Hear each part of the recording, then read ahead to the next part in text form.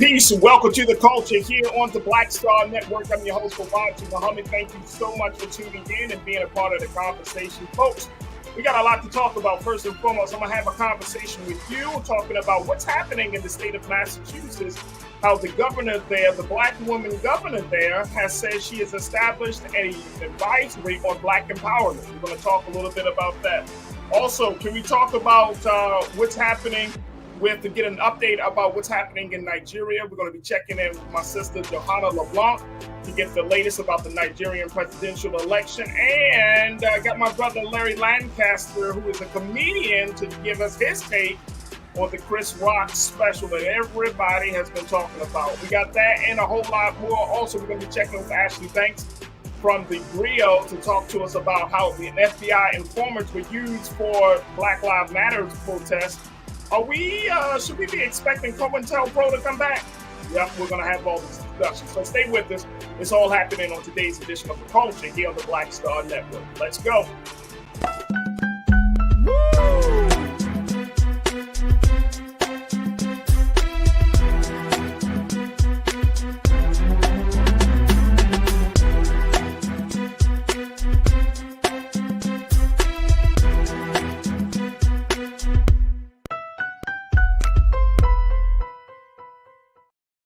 Folks, welcome to the culture here on the Black Star Network. I'm your host, Farajii Muhammad. Thank you so much for tuning in and being a part of the conversation. We got a lot to talk about, so let's jump right in. Here's a story that I thought was very interesting, and I wanted to get your take on this very quickly, folks, as we have this discussion, because I think this might be a step forward. And crew, y'all know I need you to check in with me, so make sure y'all get ready to post your comments about this story coming out of the state of Massachusetts. So here's what it is, folks. In Massachusetts, the governor there, Governor Maura Healey, she has decided to establish the Advisory Council for Black Empowerment. And this is a very, very special council. Take a look at this, folks, and I'm going to share with you some of the details about this council. Now, Governor Healey of Massachusetts, she has gone far to say, look, we need to establish this this Advisory Council for Black Empowerment. The council is comprised of 30 Black leaders from across the state, and it will advise Healy on various issues impacting Black Americans, including education, healthcare, and workforce development. Now, the Advisory Council will be co-chaired by NAACP Boston President Tanisha Sullivan and Vice President of Equitable Business Development for the Massachusetts Housing Finance Agency, Mr. Anthony Richards. Now, according to the mayor, she put out this statement saying Massachusetts Black residents make tremendous contributions to our state, but far too often they face systemic barriers that hold them back from opportunity. Our administration is committed to bringing people together and centering equity in all that we do. And that requires ensuring that those who are most impacted by our policy have a seat at the decision-making table. All right, folks, this is the headline here. Take a look at this Advisory Council for Black Empowerment that she just set up. She did it by way of executive order, so it's going to happen. It's happened. But she's bringing all the pieces together, and it made me wonder, folks, is this the start of a different view of how government handles its Black constituents? I want y'all to check in with me, crew. Let me know what your thoughts are about this. Because when I came across the story, I was like, well, this might take us into a place that we've been wanting to go. Will this be the next step? Should we expect, especially, Governor Healey is one of a few Black women governors in the country. But I'm thinking of like a Governor Westmore in Maryland and other Black governors, maybe even mayors, right? Maybe mayors will start to establish an advisory council for Black empowerment. What say you, crew? What do you think of this idea? Is this the way to go when we're talking about Black empowerment? I want you to post your thoughts, share with me what you're thinking about relating to this, and then let's have some more conversation. I want to share with you very quickly a little bit of what the governor said, because she put out this statement, and again, she said she's going to do it by executive order. Here's the other part. that she said centuries of systemic racism in this country have fueled lasting inequities across all realms of society. This is coming actually, I'm sorry, from the Lieutenant Governor Driscoll. Governor Healy and I are committed to not only listening to leaders in the Black community about the work that needs to be done to increase opportunity, but also acting on their recommendations to create real change. Now, I told you that Tanisha Sullivan, who serves as the president of the NAACP chapter in Boston, she's going to be co-chairing. Mr. Anthony Richards going to be there as well. They have a number of Black folks that are out of the economic sector, the business sector, the cultural sector. Michael Bobbitt, executive director for the Mass Cultural Council. A couple of church pastors are sitting on this advisory board, this advisory council. The executive director of the Springfield Housing Authority, Ms. Denise Jordan, she's joining the council. So they have a number of folks from different industries to be a part of this. And they even have, I think this is interesting, John Borders the fourth, who serves as the director of tourism, sports, and entertainment for the city of Boston. And they have Bethia Carter, who serves as the president of the New England Blacks in Philanthropy. So you got all of these different people sitting on this advisory council for the governor in Massachusetts to serve as a council for Black empowerment. Folks, I want you to join us in a conversation. What do you make of this? How do you feel about this? Is this something that you think would help in other cities? And we got a poll going right now on our YouTube chat. We asking the question, do you support Governor Maura Healey's Advisory Council for Black Empowerment? Is this a good idea? So we're going to share with you some more of the polls, but this is interesting to say the least. Make sure y'all post your comments on this. And Mike V, my guy, you kicking us off this afternoon. Mike, you checked in and said, I'm in Boston, Farajii, and I know all of those folks selected. All right, Mike V, I'm gonna have to make you my official voice on the ground there. Mike V, I would love to know the folks that I'm pointing out that are sitting on this list. Are these decent folks? Are these folks that you think will take the struggle, the liberation of Black folks in Massachusetts, particularly in Boston? You think it's going to take it to the next level? Is this a sign of progress, Mike V? I would love to hear what you got to say, bro. So I'm looking at this. I'm thinking to myself, this might be the beginning of something. A Black governor deciding to create an advisory council on Black empowerment while she's in office. Now, it doesn't go into too much depth in terms of, for example, if once she leaves office, does the council still remain or anything of that nature? But it is a start. And I'm just simply asking, do you think this is a good idea? This is an idea that should be duplicated in other states, possibly in other cities. What do you take on that as we have this conversation? Again, Mike V, I would love to hear your take on this, bro, because you're in Boston, you said, and I think that when you bring Black leaders to the table, I know that for a lot of people, I know that some people don't know who's the who in these various industries. So this part of the announcement is good. I think it's a good idea, right? In the sense of having this idea. But I think the other part of it is going to be to kind of introduce people to this, because Black folks, we don't know every Black person that's in these various industries in our respective cities. You know what I mean? We don't know that. We don't know who these folks are unless you work in those particular industries. And so it helps to build the credibility of the council, I think, for us to even have a conversation. Because if these folks don't have some level of connection to the community, then it's going to be harder for you to accept their recommendations. The other part of that, speaking of recommendation, is how are they going to gain the data and the necessary information that they need to create these recommendations, right? And I see, some folks might say, and some of you might be thinking this, But some folks might say, well, we always kind of creating these councils. We always kind of creating these task force. We're always kind of creating some extra board, some extra committee of a group of people to address something, right? But this is how government works, folks. Stuff does not happen overnight. And you need, I am a full-blown supporter of, you get a few voices in the room to represent, right? Because you can't bring everybody into the room. You can't bring thousands of people into the room. So you're going to have to get certain voices. And it's going to be up to the people, i.e. you and me. It's going to be up to us, the constituents, those who live in cities and who have connections and relationships with certain people, like that have the status and the experience to make sure that they understand how serious this role is.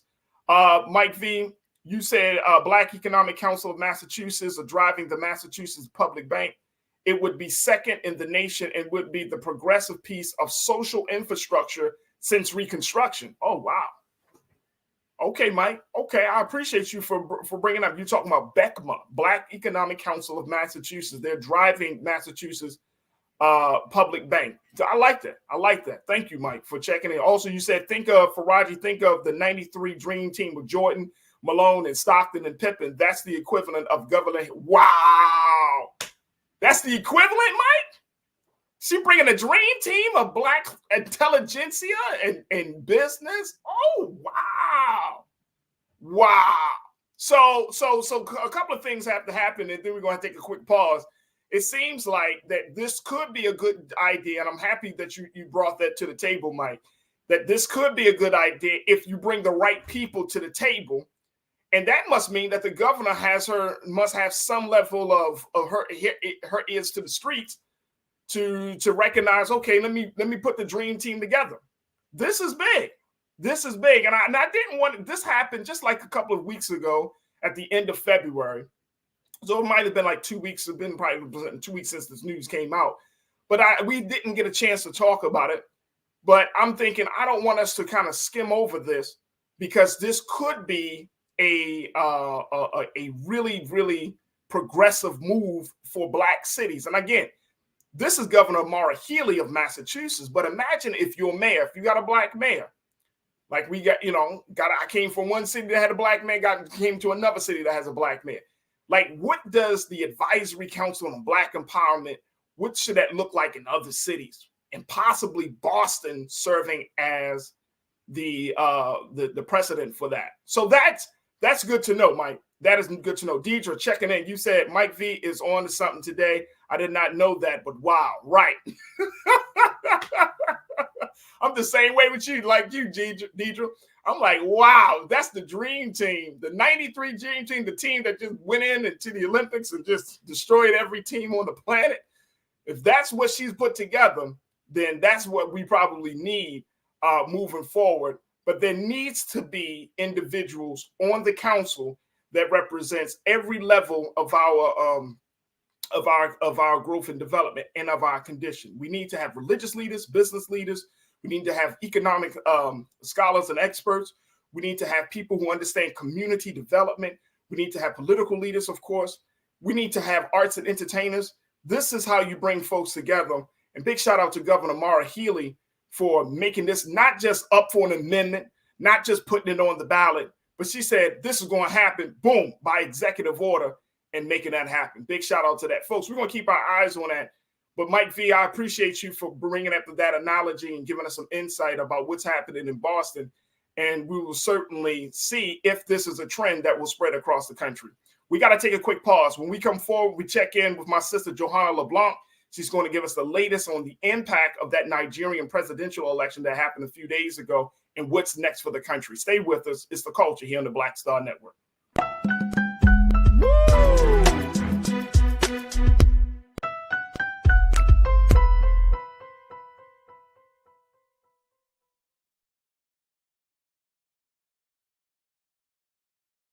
Black Star Network is here. Oh, no punch! I'm real revolutionary right now. Thank you for being the voice of Black America. All momentum we have now We have to keep this going. The video looks phenomenal. See, there's a difference between Black Star Network and Black-owned media and something like CNN. You can't be Black-owned media and be scared. It's time to be smart. Bring your eyeballs home. You dig?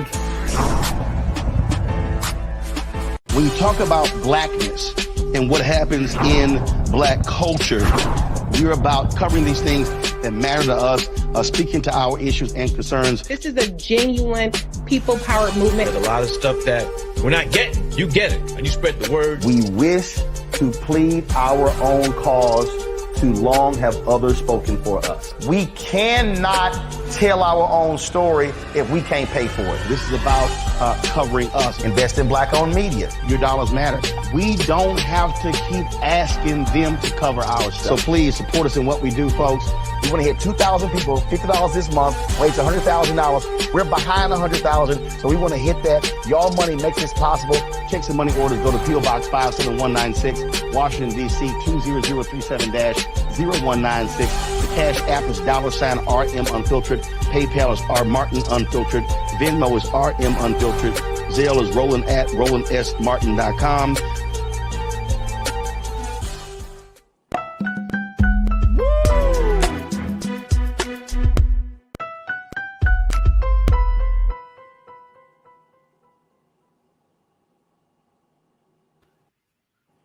All right, folks, welcome back to the show. Very quickly, before we move forward with having our conversation with my sister Johanna, Mike V just wanted to put out one more thing about this council. He was saying that we should thank Congresswoman Ayanna Pressley for helping put all of this together, talking about the advisory council for Black empowerment that's been established by Governor Maura Healey in the state of Massachusetts. So big shout out to Congresswoman Ayanna Pressley for staying on top of things and being on the front line as usual, as she has been since she's gotten elected. But thank you, Mike V, for bringing that part up too, because we don't want to miss out that there are people that are advocating for us on a big way behind the scenes. So thank you, bro, for bringing that up. All right, folks, we want to switch gears and just talk about some foreign policy and international affairs. Last week, we had a chance to check in with my sister to talk about what's going on in the country of Nigeria. Today, my sister Johanna LeBlanc, who serves as the National Security Law and Foreign Affairs legal commentator, she is back with us to give us an update on the Nigerian presidential election that has happened and that has been called. And we want to welcome her back to culture here on the Black Star Network. Johanna, thank you so again for being with us, sis. How are you feeling this afternoon? I am feeling excellent. And thank you so much for having me back on. I've been watching your show when I'm not on it, and you're doing a phenomenal job. So keep up the good work, my brother. I appreciate that. I really do appreciate that. Thank you, Johanna. All right, so let's talk about this election that has many implications, right? This is, they say that this is one of the most consequential elections over the past 20 to 25 years for the country of Nigeria.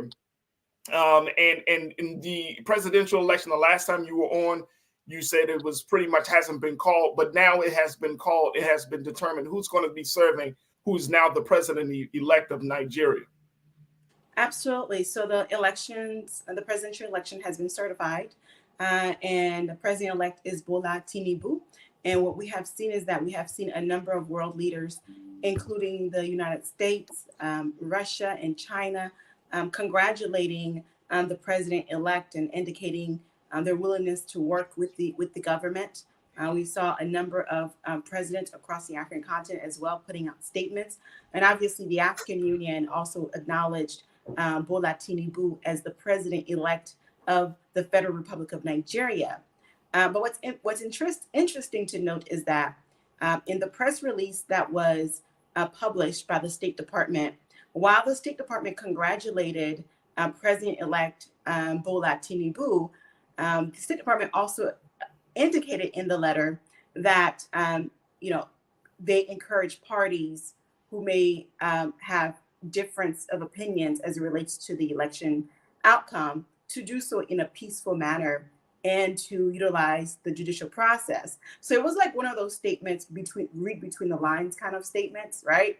Because it wasn't flat out congratulations, President-elect Bola Tinubu. It was congratulations, but right. Right. So I think that the whole world watched the election, and I think some people have some grave concerns about the level of irregularities that occurred during the election.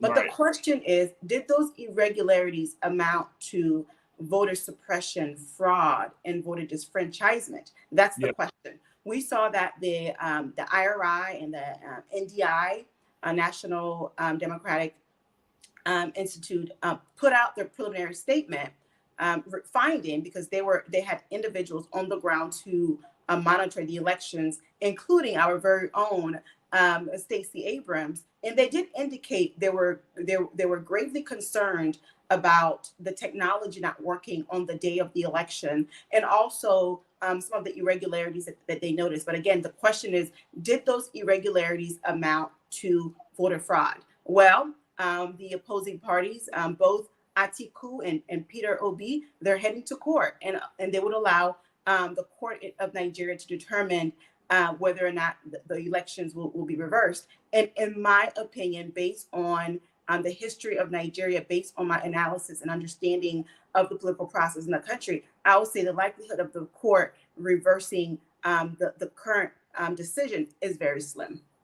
So the thing about, and there are a couple of things about this, Johanna, that I want us to kind of key in on. One is, the president-elect did not get elected by an overwhelming majority.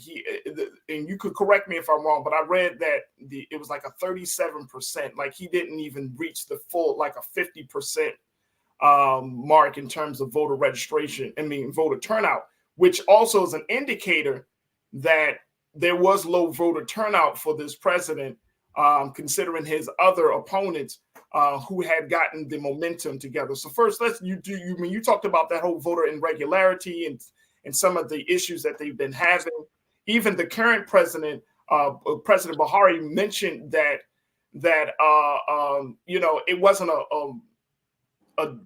they had a lot of issues during this election cycle. He admits to that, but he said that the election still was, counted, people's votes were counted and everything, but there were some major technical issues that the country needs to address. So talk to us about, if a president is coming into power, a person coming into power with not having the full-blown support of the people, how does that fit? Because Nigerian politics, it can be so volatile at times. Well, the people have already taken to the streets, and I think they're still protesting even today, about the results. But what I can tell you is that about 95 million people registered to vote. And we saw that it did not necessarily translate into actual folks casting their vote on the day of election.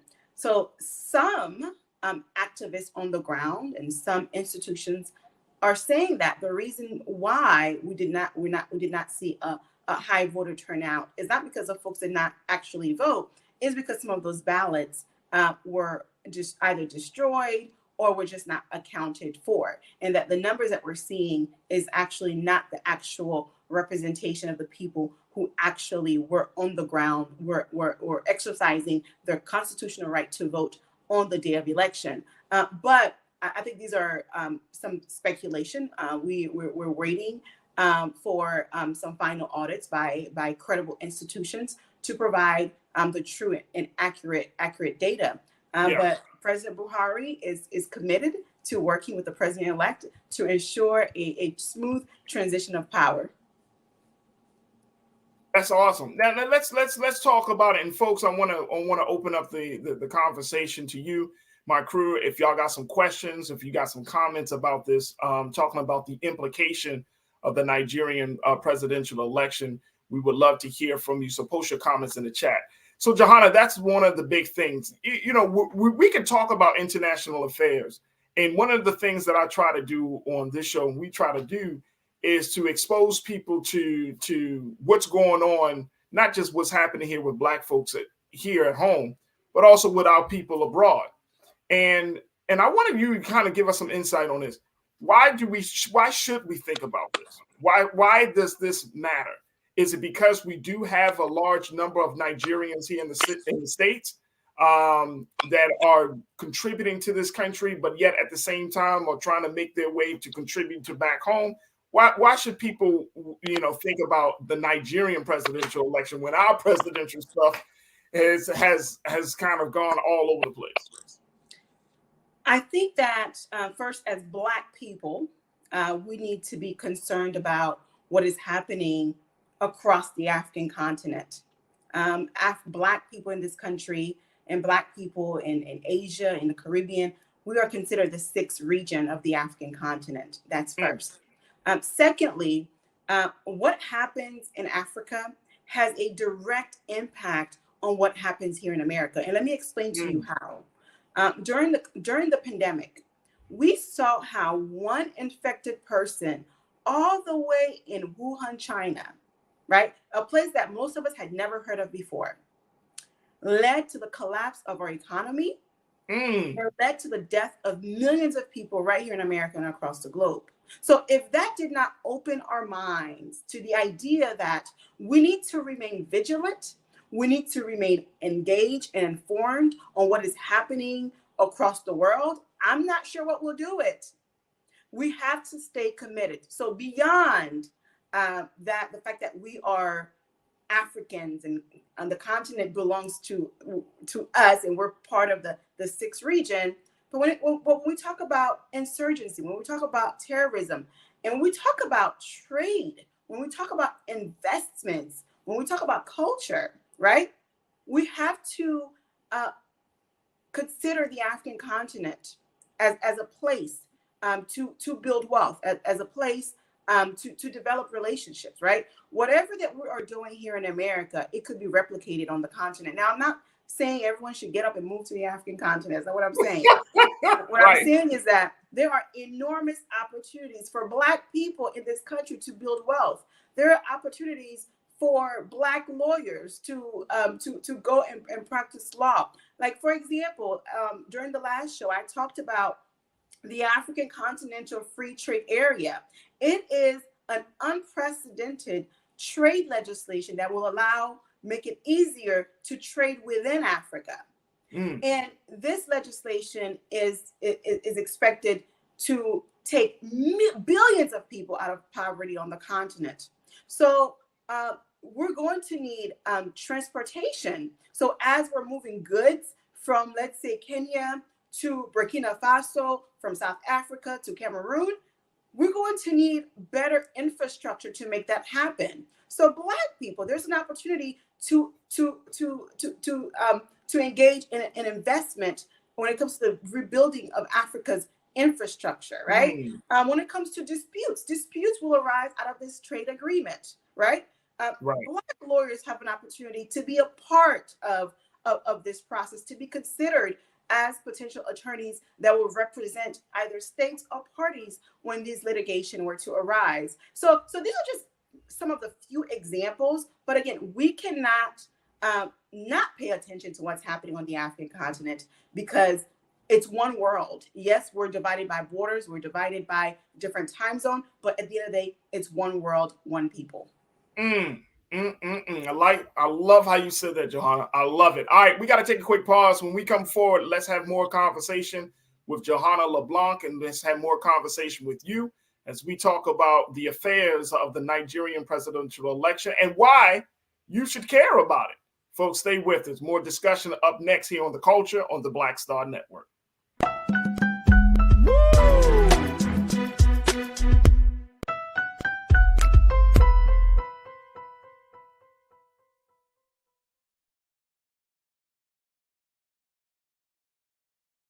Hatred on the streets, a horrific scene, a white nationalist rally that descended into deadly violence.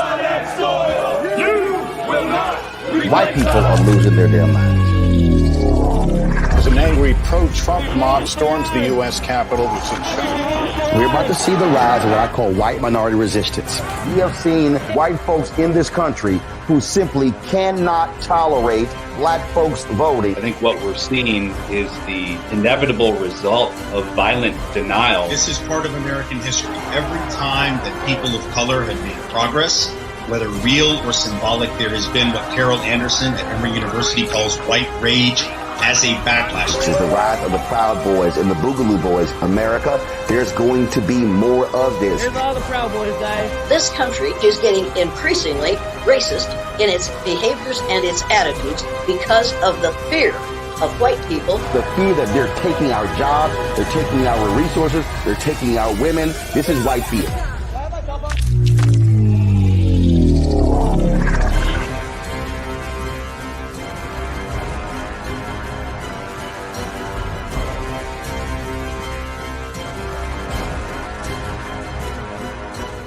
Black Star Network is here. Oh, no punch! I'm real revolutionary right now.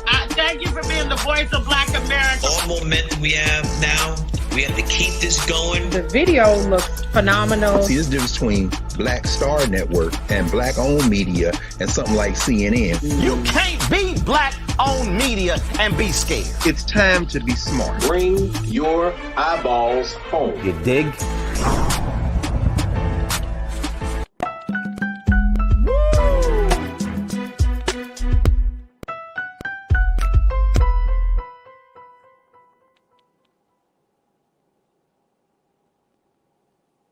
Folks, welcome back to the culture here on the Black Star Network. I'm your host, Farajii Muhammad. Thank you so much for tuning in. We've been checking in with Johanna LeBlanc. Johanna is serving as the National Security Law and Foreign Affairs legal commentator, and she's joining us here on the culture today to give us the latest about the Nigerian presidential election that happened just a few days ago, and more importantly, why we need to care about it, because there are major implications of this. Johanna, again, thank you so much. I want to bring you back into the frame. Let's talk about this part of it, because what you laid out before the pause is absolutely true, Johanna. It's like, there are untapped opportunities for Black folks in this country to take advantage of in Nigeria. Now, the big concern that people do have, and even in my crew, they talking about it right now in the chat, is this concern of corruption, criminality, that we all have to contend with, not just with governments over there, but with the governments across the waters. And so some folks are wondering, like how do you break through all of the red tape? How do you get to a place, especially if you're a business owner or if you're just an individual that want to build this relationship, but you do have to, it is a different governmental system in Africa than it is in America, right?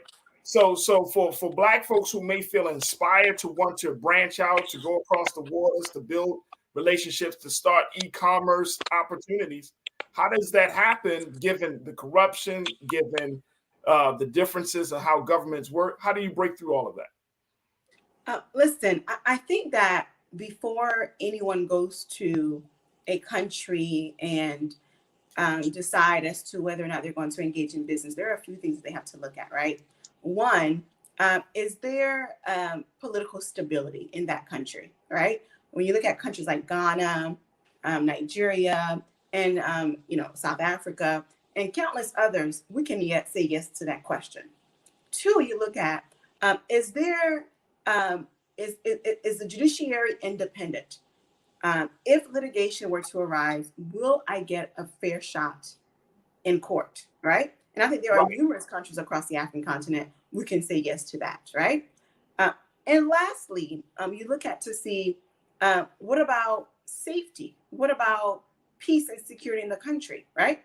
And again, there are numerous countries on the continent we can say yes to that. And there are some where there are challenges, right? The issue of corruption is indeed a thing, and corruption is not unique to the African continent.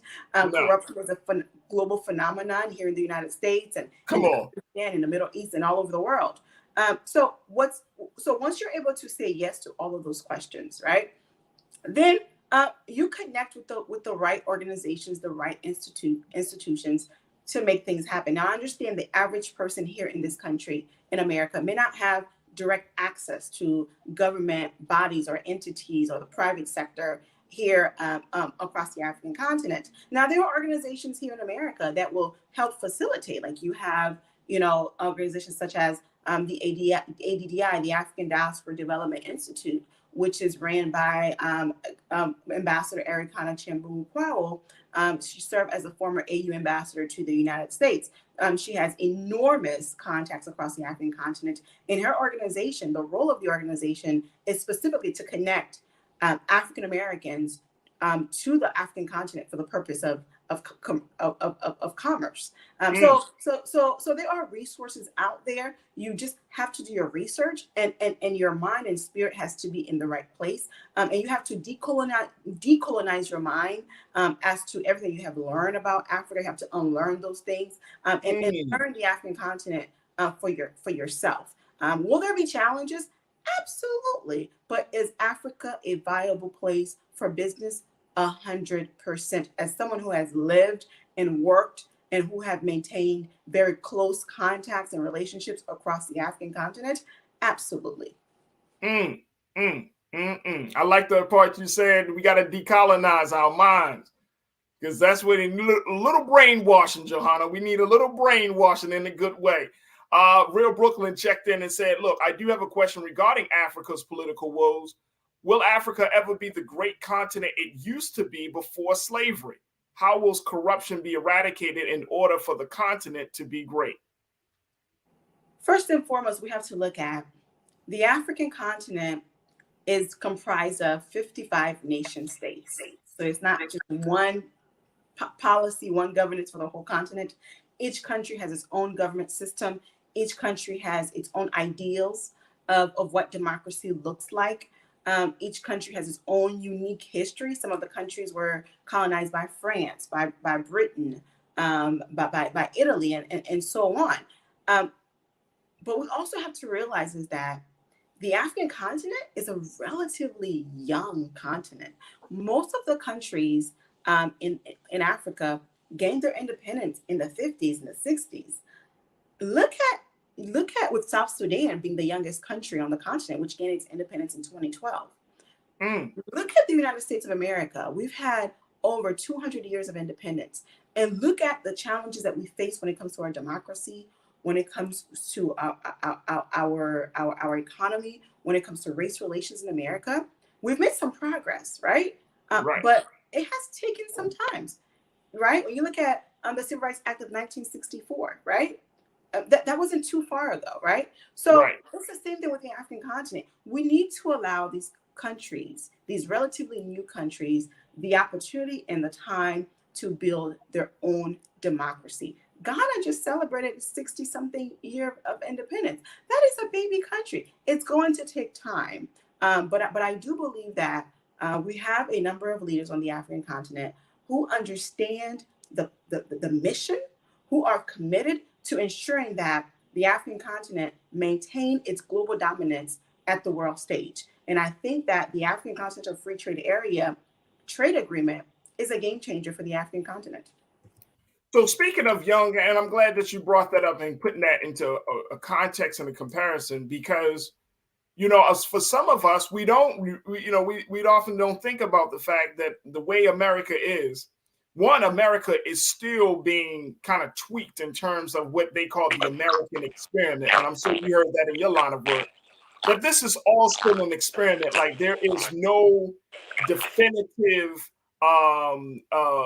way of how democracy should be, because it's a hybrid system of government. But the other part of it is, you talked about young.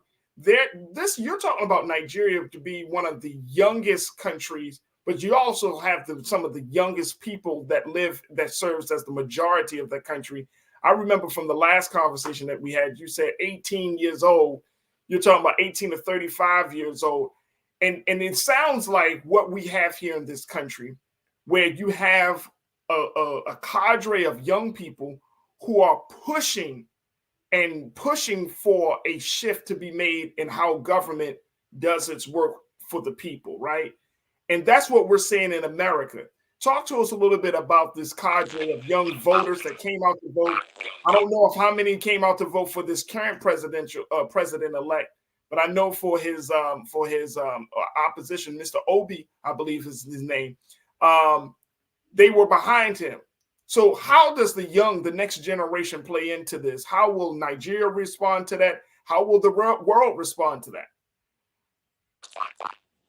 I think Africa's greatest resources it is its youth. I think in particular Nigeria's greatest resources is definitely its youth. We know the average age in Nigeria is 18. And what we're seeing is that the young people, they get it. They understand the history of their country, understand where they want to go. And they are engaged in the political process.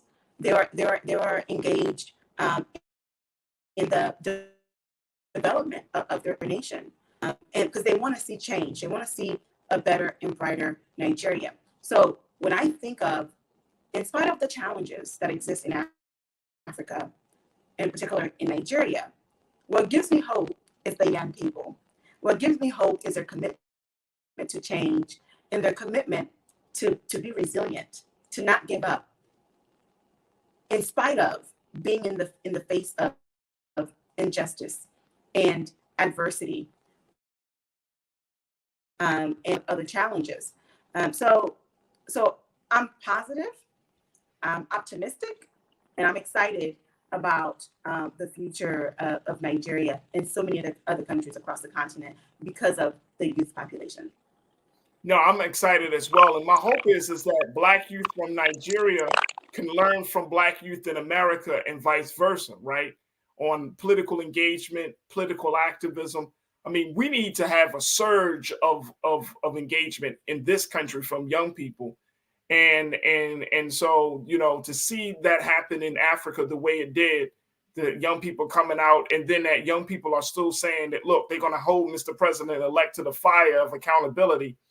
That's the type of energy that we need to have on this side as well. So it's interesting, and I'm so happy that you were able to share some of your expertise and insight on this, because it's very important for us to connect the dots and bridge the gap between what's happening here and what's happening across the waters without people there. Johanna LeBlanc, thank you so much for the work that you're continuing to do. And more importantly, thank you for joining us here on The Culture this afternoon. Thank you for having me. Keep up the good work, my brother.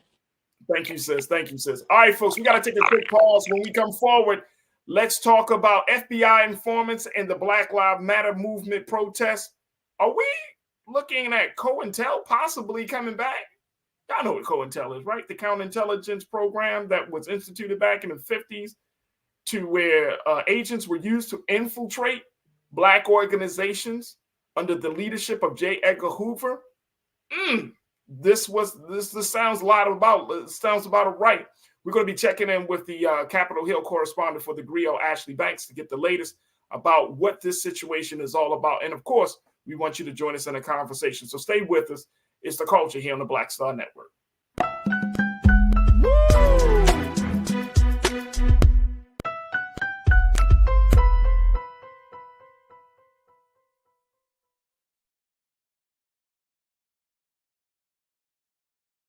When you talk about blackness and what happens in Black culture, we're about covering these things that matter to us, speaking to our issues and concerns. This is a genuine people-powered movement. There's a lot of stuff that we're not getting. You get it, and you spread the word. We wish to plead our own cause. Too long have others spoken for us. We cannot tell our own story if we can't pay for it. This is about covering us. Invest in Black-owned media. Your dollars matter. We don't have to keep asking them to cover our stuff. So please support us in what we do, folks. We want to hit 2,000 people, $50 this month, raise $100,000. We're behind 100,000, so we want to hit that. Your money makes this possible. Checks and money orders go to P.O. Box 57196, Washington, D.C. 20037-0196. The Cash App is $RM Unfiltered. PayPal is R Martin Unfiltered. Venmo is RM Unfiltered. Zelle is Roland@RolandSMartin.com. Black Star Network is here. Oh, no punch!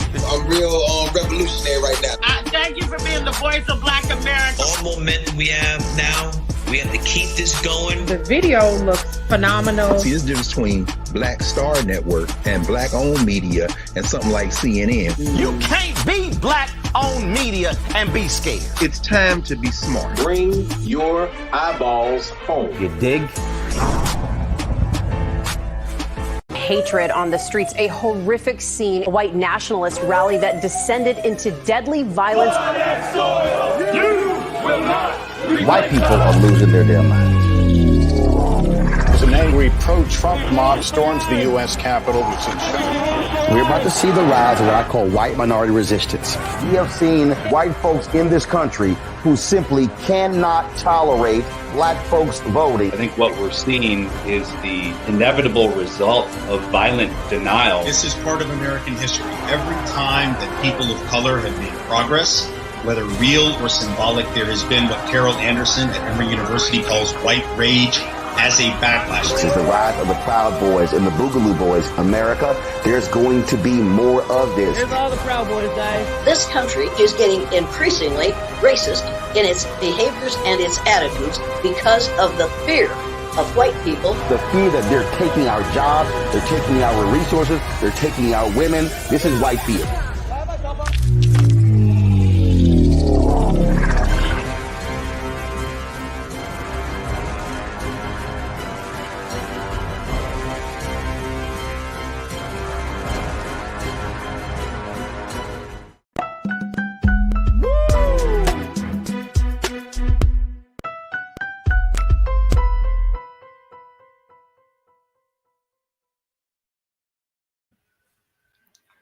All right, folks, welcome back to The Culture here on the Black Star Network. I truly appreciate you for joining us this afternoon as we have these big conversations. All right, the next conversation we wanted to have is about FBI informants and infiltration. Folks, do y'all remember that great historic program? And I'm saying great not in terms of wonderful, but that historic program called the Counterintelligence Program that was coming from the FBI years ago, where it was under the leadership and direction of former FBI Director J. Edgar Hoover, who decided to infiltrate Black organizations all across the country, from the Panthers to the Nation of Islam to the SCLC and many other organizations that were fighting for the liberation of Black people in this country. He decided to infiltrate them with agents, so much so that his efforts were somewhat effective in disrupting the progress of a lot of these organizations. Now, according to the records, that program, the COINTEL program, has been disbanded and broken up, or has it? This latest conversation that we plan to have with Miss Ashley Banks, who serves as the Capitol Hill correspondent for the GRIO, can tell us it may not be totally scrapped. Ashley, thank you again for joining us this afternoon. How are you, sis? Hi there. I'm doing pretty good. How are you, Farajii? I'm good. But this story is disturbing, Ashley. I gotta say, you wrote a piece for the GRIO talking about FBI informants. It has been determined that there was a paid informant to sow discord during the 2020 Black Lives Matter protests. Okay, are we back with COINTEL Pro? I mean, what's going on with this? Yeah, that's what it looks like to journalist Trevor Aronson. So he writes for The Intercept, and he's the one who got his hands on this undercover footage and documents from the FBI detailing that this man named Adam Windecker II, who's actually an ex-felon, was paid by the FBI essentially to infiltrate the 2020 protests in Denver, Colorado, following the death of George Floyd.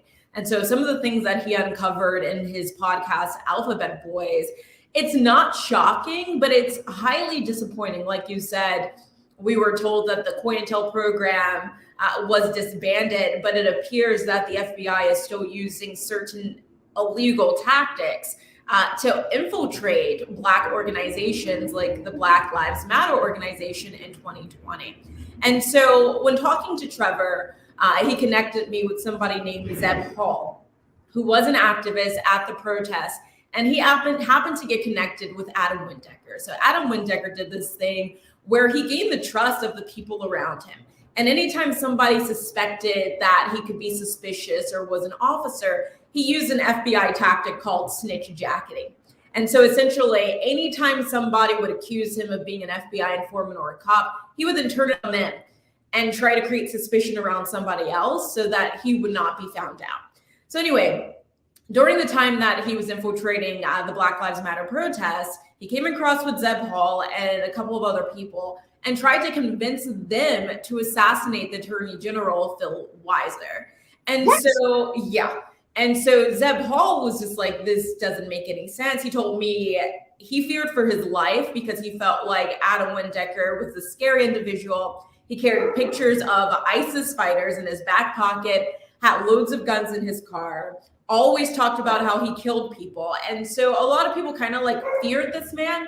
And so essentially, Zeb knew that Adam had his contact information, knew where he lived, because Adam, once again, gained the trust of all the protesters and basically said, if you're ever arrested, let me get your information so that I can reach out to your family and your friends on your behalf.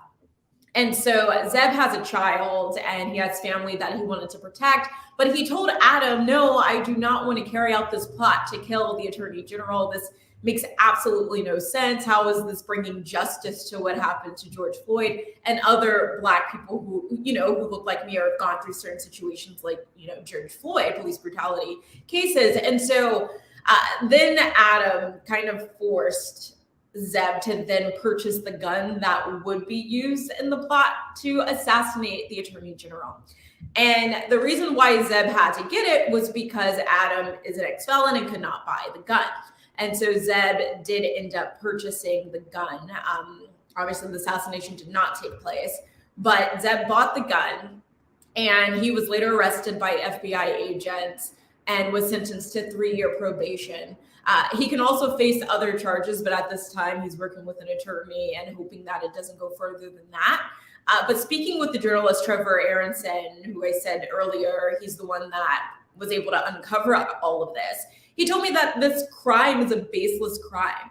He said if it weren't for the FBI, none of this would have happened. The FBI created this whole plot to kill the Attorney General. The FBI is the one that gave Zeb the money to purchase this gun. And he's just like, if the FBI didn't coerce Zeb to do any of these things, none of this would have taken place in the first place. And so Trevor is saying that at this time, the FBI has way too much power. Yes, COINTELPRO was allegedly disbanded, but essentially he was saying to me after 9/11 took place, FBI was given more power in order to prevent another 9/11 from happening. And he's saying that the agency needs more congressional oversight and their powers need to be limited because these things cannot continue to happen. So, all right. So I got so many questions running through my head around this story, Ashley. It's a lot of connecting dots here. But first and foremost, what happened to Michael Adam Windecker at this point? Nothing. And so I spoke with Trevor Aronson, and he said he reached out to Michael to get comments, to get his side of the story, and hasn't heard anything. We just know that he was a paid informant. So it's not clear as to what would happen to him. Obviously, he wouldn't face any consequences because if he's doing what the FBI is asking him to do, then he's doing his job. Is this a Black man, though? Oh, no. Adam Windecker is a white man. Yeah, a white man. And so, I mean, most likely he's probably out of the city into another situation. He might be used for another plan. But this was just 2020. All of this went down in just maybe 3 years ago. And as far as you know, and as far as Trevor is speaking about, like this form of infiltration, this is still happening, right? Or is it not? It's still happening. As of right now, this is the one case that Trevor says he was able to uncover, but it wouldn't be surprising if there were other instances. I will tell you, when I went to Minneapolis to cover the George Floyd protest following his death, I spoke with a lot of activists and they were telling me similar things. They were saying to me, all of the crime that's happening, the chaos that's being created at these protests, they were like, these are undercover cops. These aren't activists. And of course, it hasn't been proven. It could be a thing, may not be a thing, but that has yet to be proven. But I do remember speaking to certain activists about this. So when I wrote this story for the Griot, those same activists reached out to me and were just like, see, I knew these things were happening during that time. And so it's going to be interesting. Zeb Hall and Trevor Aronson do believe that we're going to hear more cases like this. I don't know if you recall, but in Minneapolis, there were fires that were started. I remember the police department there was lit on fire. And activists were saying, they were just like, we didn't do this. We didn't do this. And there were like several reports around the nation of just implants, people coming out of nowhere and just starting chaos and then leaving and no one seeing them ever again. And so it will be interesting to see if there was an entire operation that was taking place around the country at the hands of the FBI to infiltrate Black Lives Matter. Are there any well, you know what? We got to take a quick pause. Let me hold my question because we got to take a quick pause. When we come forward, we'll continue the conversation with Ashley Banks from the Griot to talk to us about an paid FBI informant who was used to disrupt the 2020 Black Lives Matter protest around the killing of George Floyd.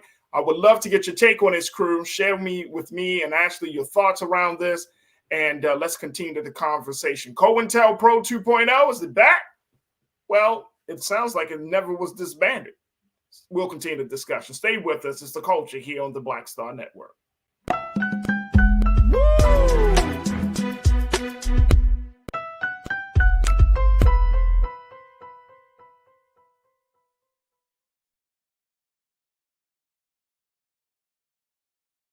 Folks, Black Star Network is here. Hold no punches. I'm real revolutionary right now. Support this man, Black Media. He makes sure that our stories are told. Thank you for being the voice of Black America, Roland. Stay black. I love y'all. All momentum we have now, we have to keep this going. The video looks phenomenal. See, this difference between Black Star Network and Black-owned media and something like CNN. You can't be Black-owned media and be scared. It's time to be smart. Bring your eyeballs home. You dig? Pull up a chair. Take your seat. The Black Tape. With me, Dr. Greg Carr, here on the Black Star Network. Every week, we'll take a deeper dive into the world we're living in. Join the conversation only on the Black Star Network.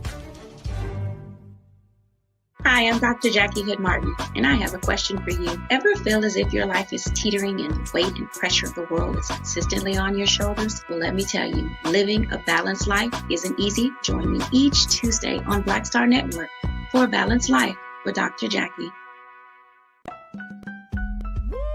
We're all impacted by the culture, whether we know it or not. From politics to music and entertainment, it's a huge part of our lives, and we're going to talk about it every day right here on The Culture with me, Farajii Muhammad, only on the Black Star Network. I'm Deborah Owens, America's Wealth Coach, and my new show, Get Wealthy, focuses on the things that your financial advisor and bank isn't telling you, but you absolutely need to know. So watch Get Wealthy on the Black Star Network.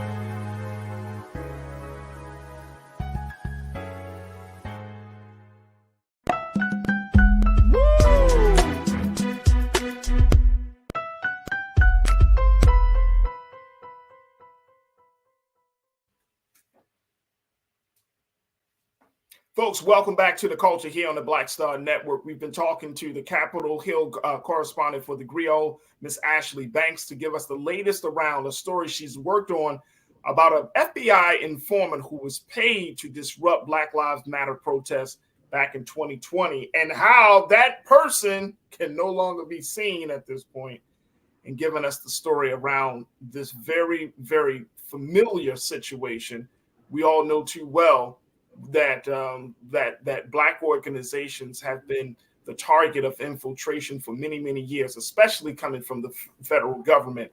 And so this is so reminiscent of what we have been reading about, and in some cases experiencing, as we look at what's been happening with the COINTEL program of the FBI. Ashley, I'm looking at my crew, some of the comments from the crew, and they're like, why are we surprised? Let me just share with you a couple of folks are saying.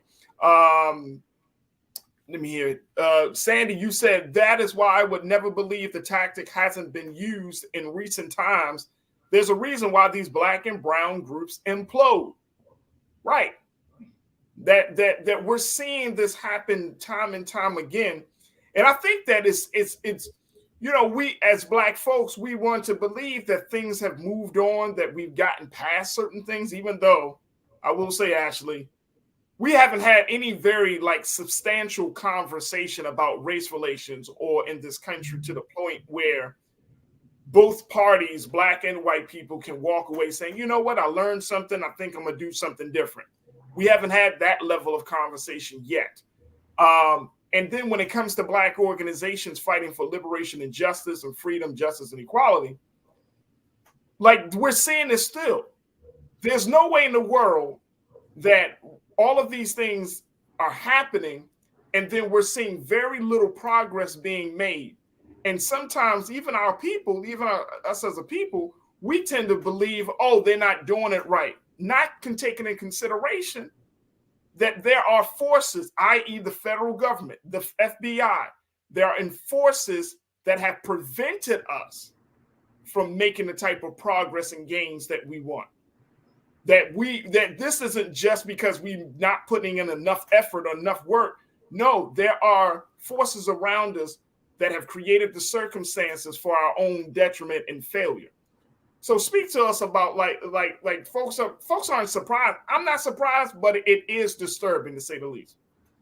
Yeah. So comments from my story, and I did a video package that went on the Griot television as well last week. And in the comments, literally saying the same thing that Sandy's saying the same thing that you're saying, Farajii. It's not surprising. It's just disappointing that this is still taking place. Instead of the FBI or other organizations in this country using their power to prevent police brutality, to prevent the next George Floyd from being killed at the hands of police, they are using their power to divide the Black community, to make the Black community look terrible, to prevent our efforts for just simply wanting justice. And it's despicable.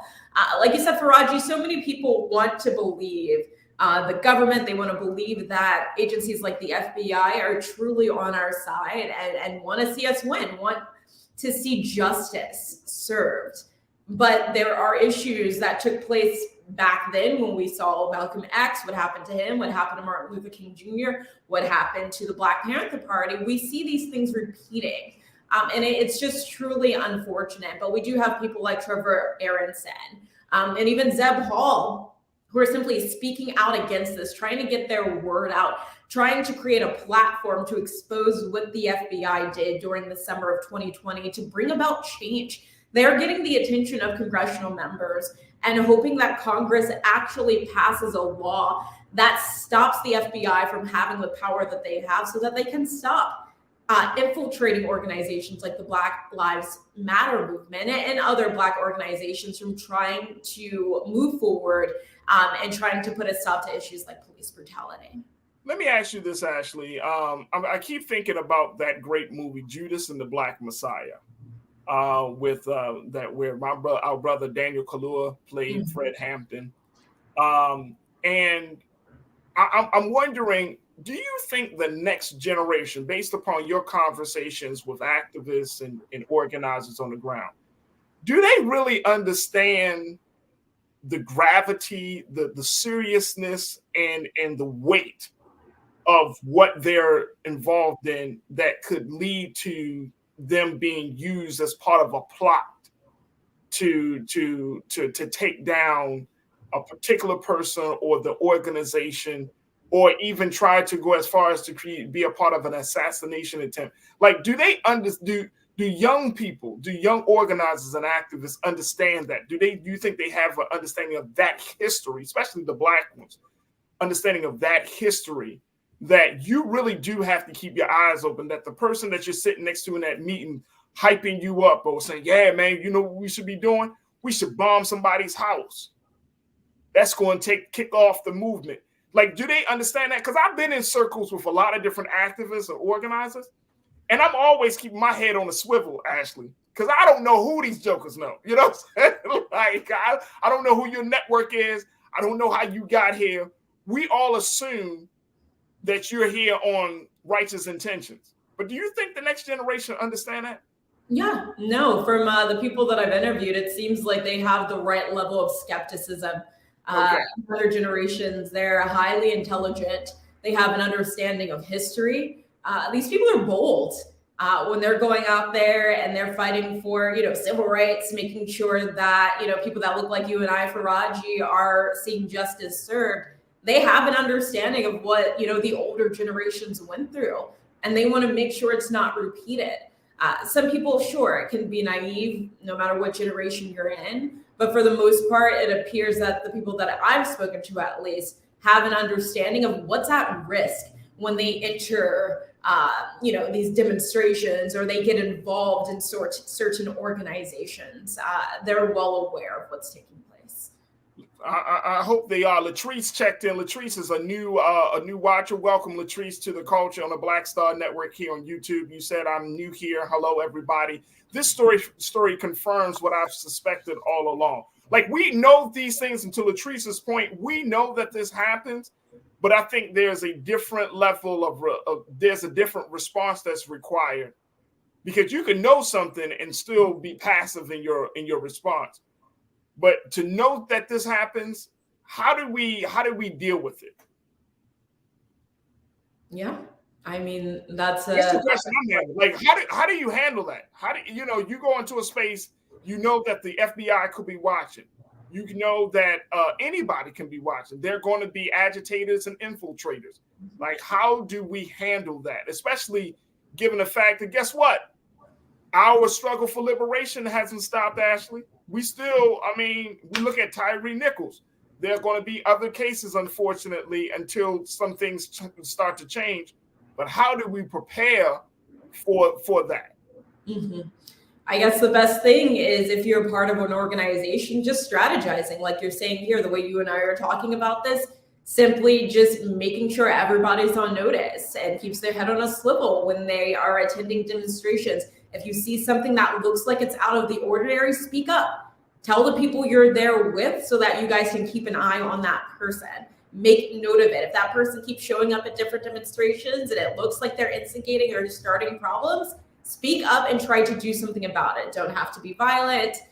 Don't even really have to confront that person, but speak to an authority, speak to whoever you think is necessary to have that person removed. But I will say, aside from, the FBI infiltrating the 2020 Denver BLM protests in Minneapolis, FBI informants aren't the only ones, right, who are instigating these situations. I remember actually speaking with a officer in Minneapolis there, the press and activists who were walking to a protest. And I remember a couple of officers lying to us, telling us that they were about to enclose the protest and about to throw gas canisters and do all these different things if people didn't move, because I guess they were breaking curfew. And they were essentially lying and trying to use a scare tactic to move everyone away. And so a couple of journalists informed the activists, and nothing happened. Literally nothing happened. But the sense of urgency the officers were giving us was almost like we were in danger, like our lives were in danger, that we could be victims if we attended and covered this protest. But it's like there are so many different avenues, so many different sources that can really prevent these efforts from prevailing. It's just really upsetting. So and now that this story has come out, what is going to be the response either from the federal government? I mean, obviously the FBI can't correct themselves, right? I mean, they're going to need to be, some heads need to be rolling. So what happens now? Who is going to hold the FBI accountable? So right now it's on Congress. And there are a couple of congressional members who have seen or listened to this podcast, and they're in awe right now. They're calling on the FBI to be transparent. They're like, if these allegations are true, if this is what really took place in 2020, the FBI needs to answer to the public and let them know, why did you do this? Why are you allowing this to happen? These tactics are illegal and they're infringement on Americans' constitutional rights, and it needs to stop. Also, Trevor Aronson called out Congress and said, hey, it is your responsibility to enact laws to oversee the FBI and make sure the FBI is not extending beyond its authority. And right now it is. And like I told you earlier, after 9/11 took place, the FBI was granted certain powers to be able to make sure that they could prevent another 9/11 from taking place.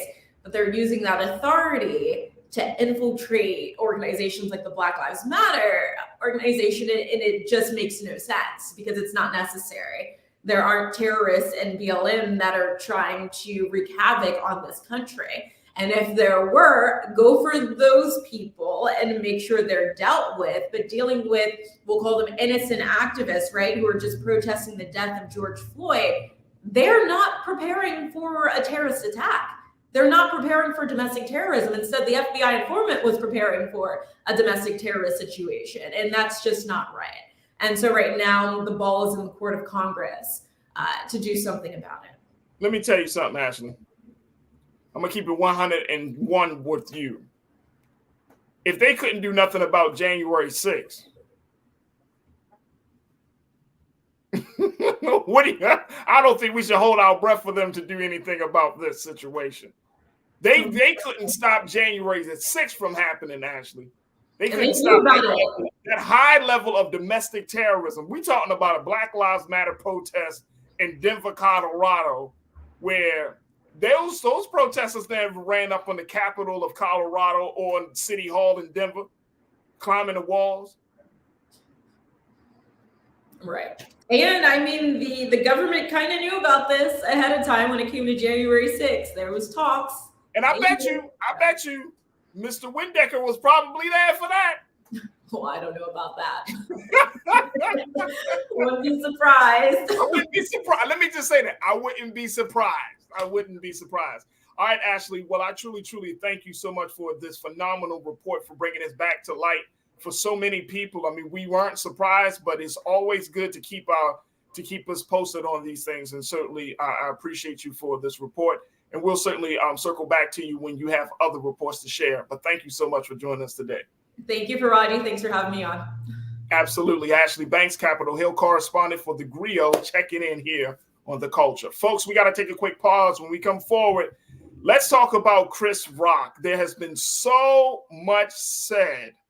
Big Brother Roland did his piece on it. Other folks done it. But let me just tell y'all, folks, I'm from Baltimore.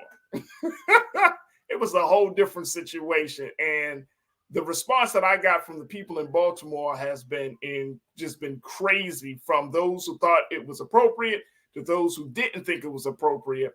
We're going to be checking in with one Baltimore comedian, Larry Lancaster, to give us his take, and more importantly, to have the larger conversation about crossing the line when on stage. We'll have that discussion up next, so stay with us. That conversation comes at you right here on The Culture on the Black Star Network. We'll be right back.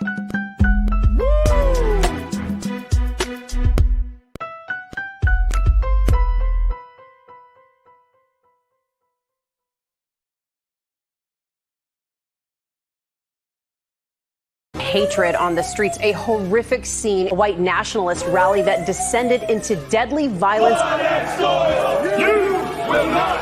White people are losing their damn minds.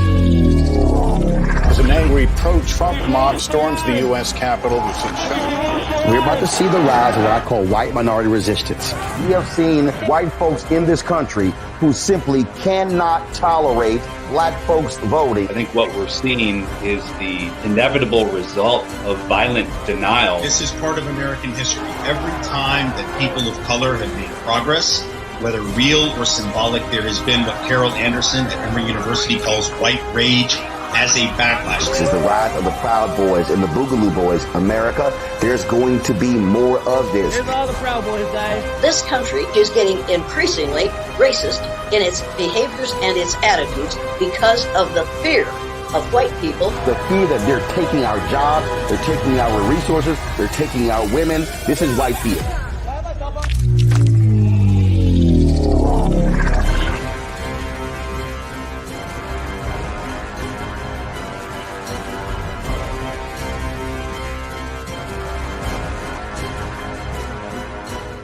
Black Star Network is here. real revolutionary right now. Thank you for being the voice of Black America. All momentum we have now, we have to keep this going. The video looks phenomenal. See, this difference between Black Star Network and Black-owned media and something like CNN. You can't be Black-owned media and be scared. It's time to be smart. Bring your eyeballs home. You dig?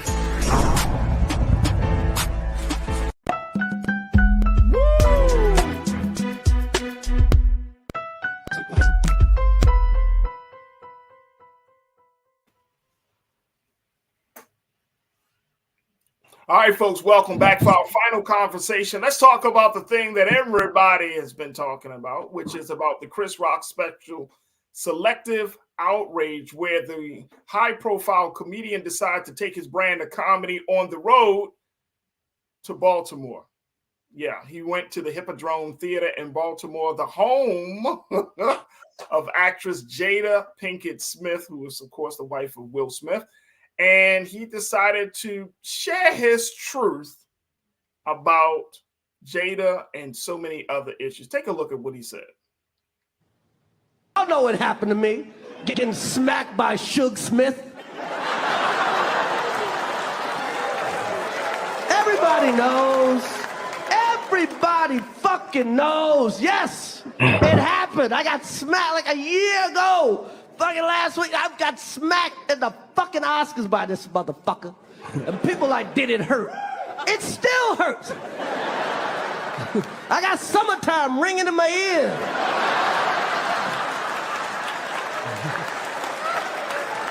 Fucking drums, please. But I'm not a victim, baby. You will never see me on Oprah or Gayle crying. You will never see it. Never gonna happen. I couldn't believe it, and I love Men in Black. No. It's never gonna happen. No. Fuck that shit. I took that hit like Pacquiao, motherfucker. I took it like motherfucking Pacquiao, okay? Shit, man. Did it hurt? Yeah, motherfucker, it hurt. And people are, well, you guys are fighting all the time. We're not fighting. First of all, I know you can't tell on camera. Will Smith is significantly bigger than me.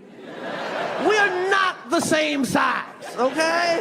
We are not. This guy, Will Smith does movies with his shirt off.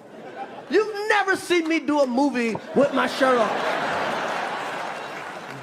If I'm in a movie getting open heart surgery, I got on a sweater.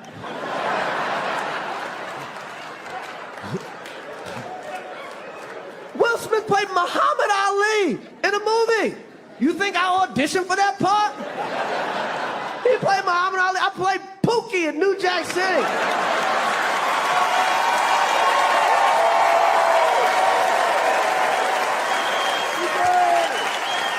Pookie, motherfucker. I played a piece of corn in Pootie Tang. Shit, even in animation, this motherfucker's bigger. I'm a zebra, he's a shark. Wow, there it is. Chris Rock, Selective Outrage. Now, it was a live streaming Netflix event that garnered millions of views of people tuning in and millions of opinions about what the intent was. Let me bring in my brother Larry Lancaster, who is a comedian. He's been in the game for a long time, and he's also from Baltimore. What the...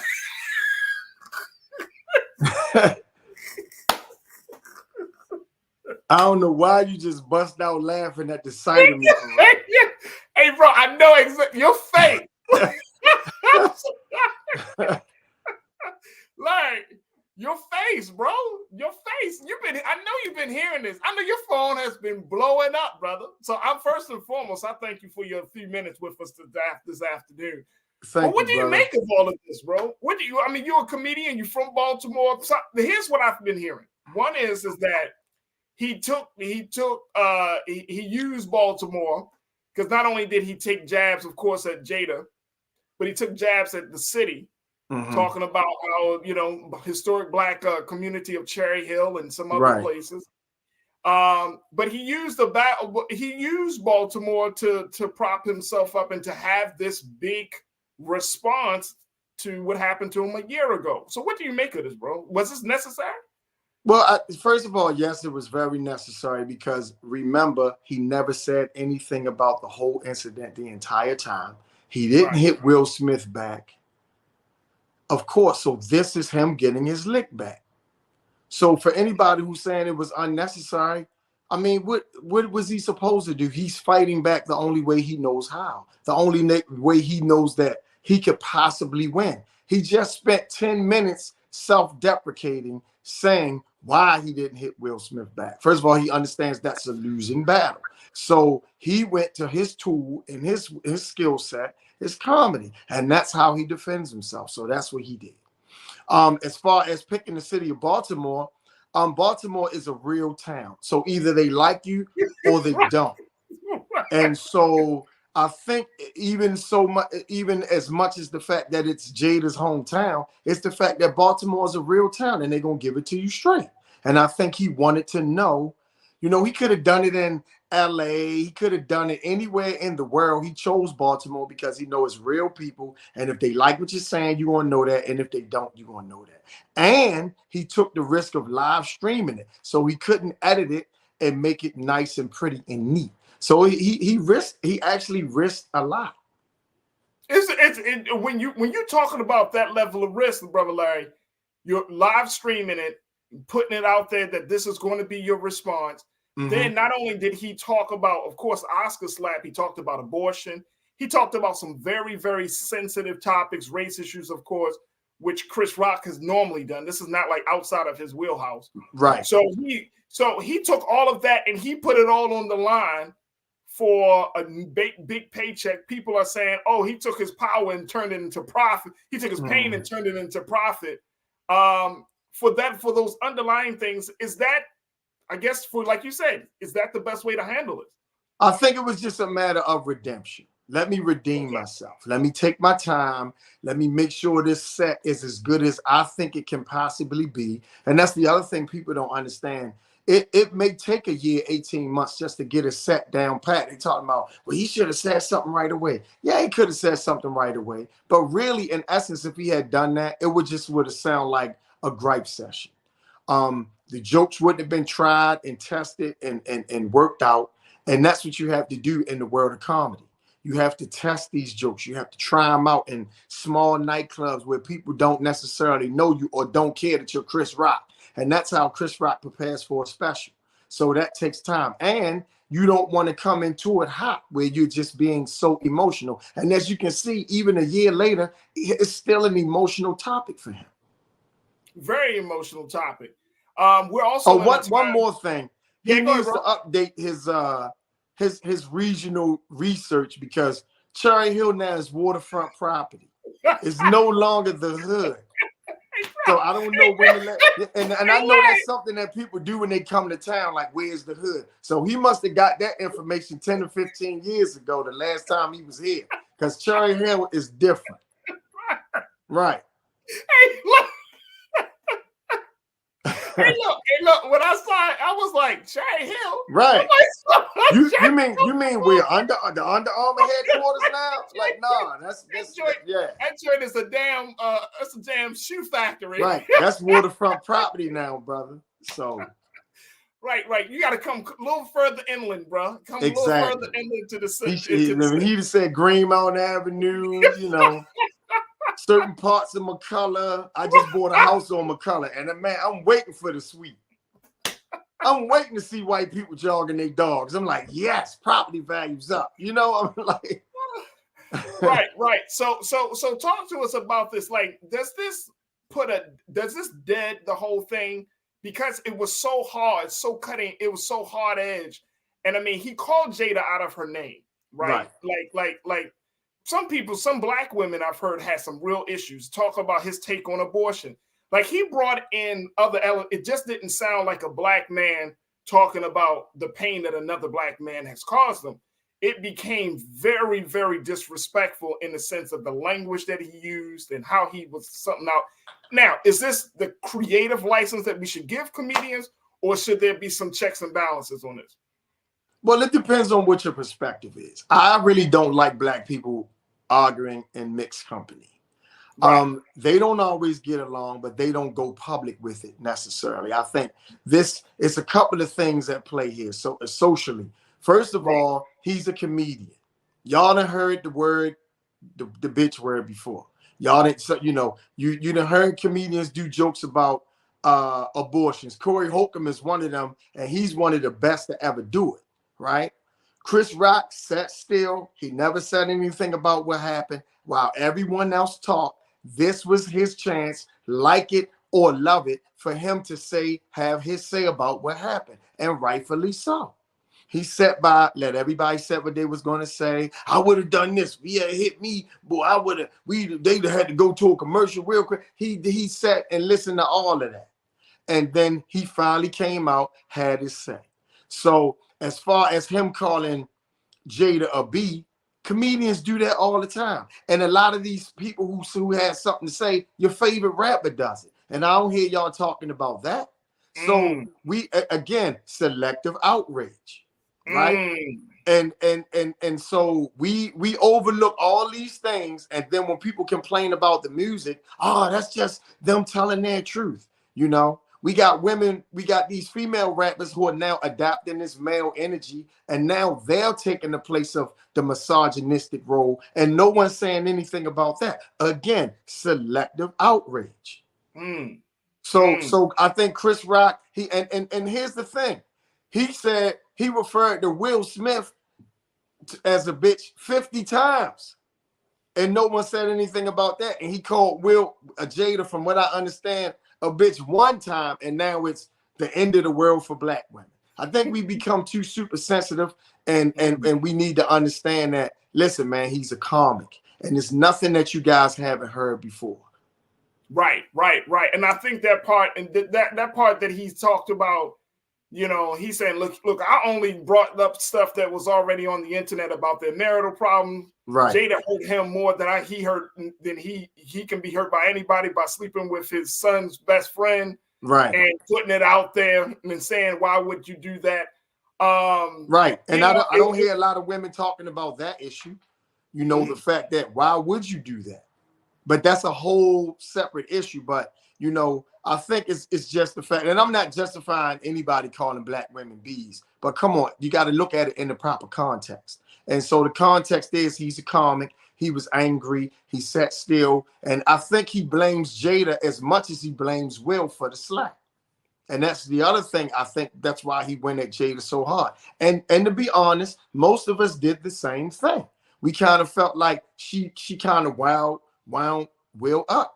And what that was is it showed the frustration on both men. Both men were going through trauma publicly, and this is how they responded. Will Smith smacked Chris Rock, not for really what Chris Rock said, but for all the things everyone else said that he couldn't get to. And that was the straw that broke the camel's back. So Chris got that smack for all the other people who said something about their open relationship, and the fact that she had, sexual relations with the son's friend, and the fact that she had sexual relations with someone that was so young, and that this young man was going through a troubled time. He got smacked for all the things everyone else said. And so now Chris Rock haven't had to hear all the things that everyone else said. This is his anger. This is his trauma being released. And so that's what I got from it. I want to key in on that. I'm glad you brought that up, Brother Larry, because I need to key in on that. We got to take a quick pause. When we come forward, we'll continue the conversation with comedian Larry Lancaster as we talk about Chris Rock's special, Selective Outrage. And of course, I'm going to bring you into the discussion. So stay with us, crew. We got a lot to get to in the final few moments of the culture right here on the Black Star Network.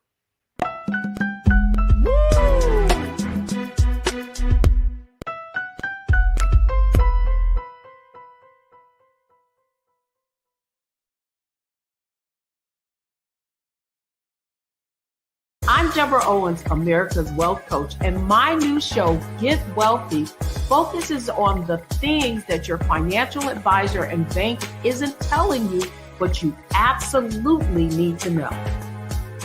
So watch Get Wealthy on the Black Star Network.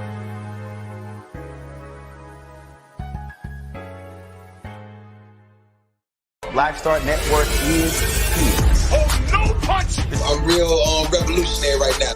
There thank you for being the voice of Black America. All momentum we have now, we have to keep this going. The video looks phenomenal. See, there's a difference between Black Star Network and Black-owned media and something like CNN. You can't be Black-owned media and be scared. It's time to be smart. Bring your eyeballs home. You dig?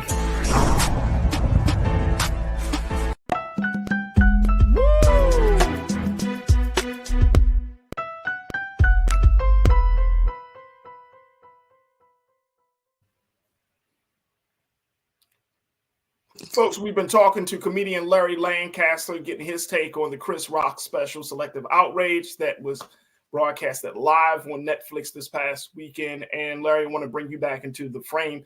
And the reason I enjoy talking to you about things like this is because you can kind of give us some perspective on it, right? Some real understanding. You're not just trying to be funny, you're trying to be thoughtful. Right. And I think that's important.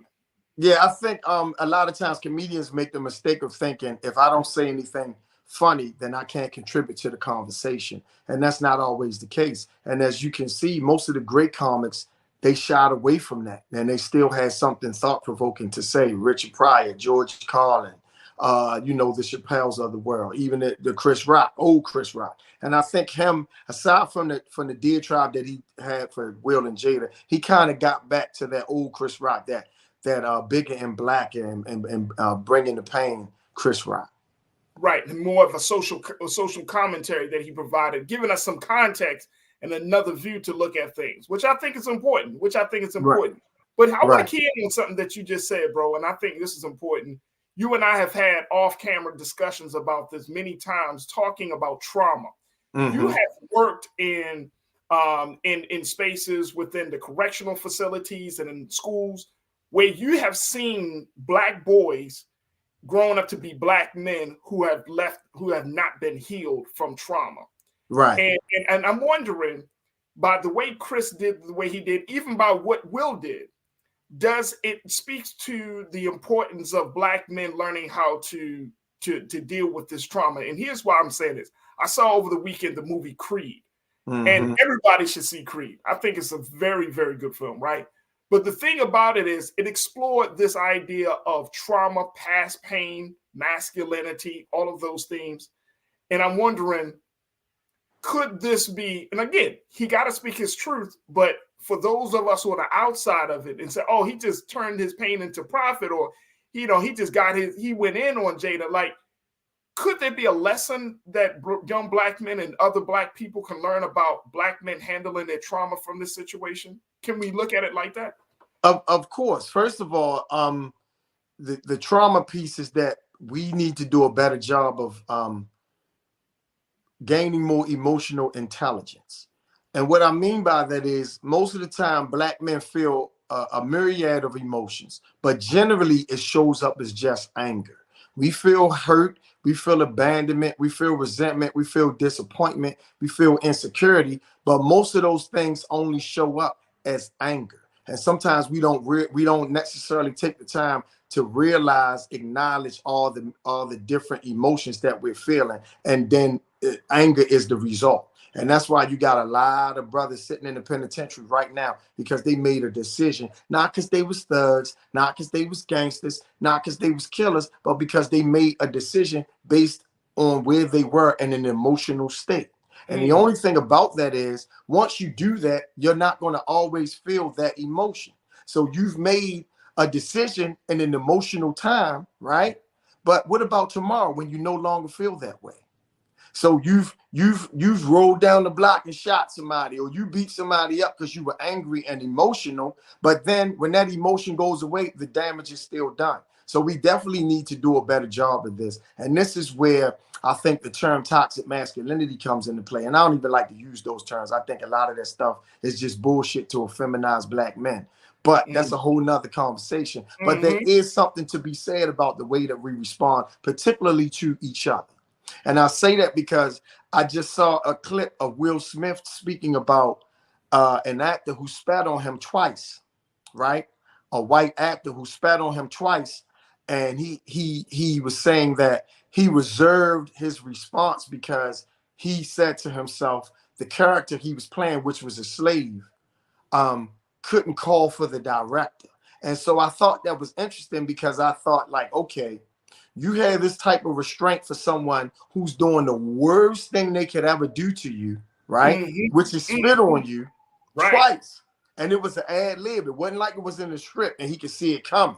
So the actor took it upon himself to spit on one of the most recognizable and top selling actors in the history of filmmaking. And you didn't had no consequence. But you can smack another black man in front of the world on one of the most televised nights in TV history. And I also thought that it was something to say about no matter what our status level is and how much money we have, it also dictates how we talk and how we treat each other.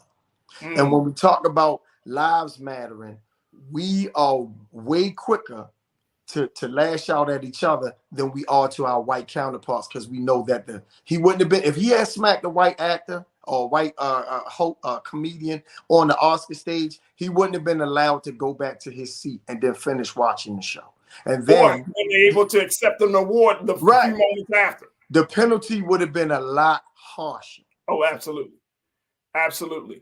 I want to get to a couple of crew members. They checking in. Mimi, you said, Mimi D726, you said, black men, y'all got to start protecting black women and stop laughing at these degrading punchlines, which is across the board, right? Black women are always the butt of the jokes from other black women and from black men. So I think it's across the board. Right. Thank you, Mimi. Corinna, my sister, you said Chris has taken more heat over the whole ordeal than Will, and he was the one that was physically assaulted. So I guess that gives him permission to speak his truth. That's one of the big things. Corinna, thank you so much. Janae, you said exactly. We keep talking about men's lack thereof or overly emotional state. It could be a gun, knife, smack. It's hurting them and rippling into our society. Absolutely.